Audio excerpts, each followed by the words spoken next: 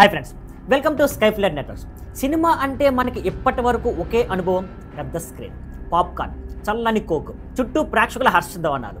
కానీ ఇప్పుడు ఆ అనుభవం పూర్తిగా మారబోతుంది.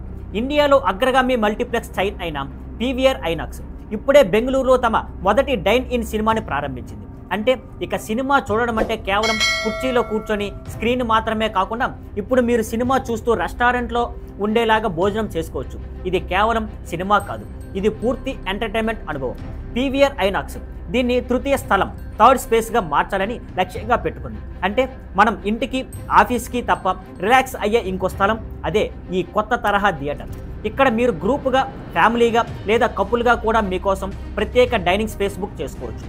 సినిమా చూస్తూ ఫుడ్ సర్వ్ అవుతుంది. వీటన్నింటినీ పీవీఆర్ ఐనాక్స్ తమ స్వంత ఇన్-హౌస్ ఫుడ్ బ్రాండ్స్తో అందిస్తుంది.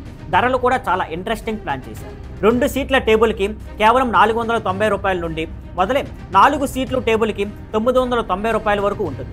కేవలం సినిమా మాత్రమే కాదు, ఈ స్పేస్లో లైవ్ షోలు, కాన్సర్ట్స్, కార్పొరేట్ ఈవెంట్స్ కూడా జరిగేలా ప్లాన్ చేస్తున్నారు. అంటే థియేటర్ ఇప్పుడు కేవలం సినిమా కోసం కాదు, ఎంటర్టైన్మెంట్, డైనింగ్, ఈవెంట్స్ ఈ మూడింటికి కలయిక స్థలం.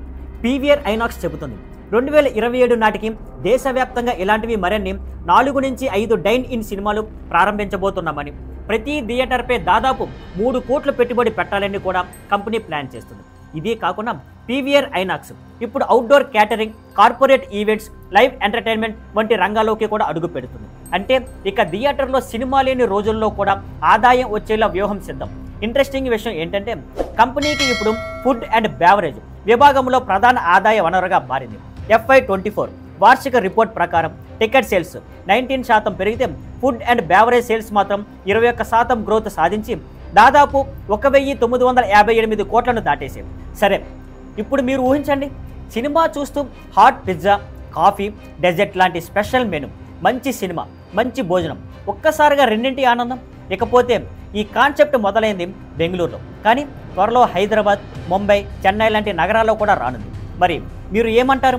సినిమాకి వెళ్తే భోజనం కూడా అక్కడే చేయాలనిపిస్తుందా, లేక ఇంకా పాత స్టైల్ పాప్కార్న్, కోక్నే ఇష్టం? మీ అభిప్రాయాలు కామెంట్స్లో చెప్పండి.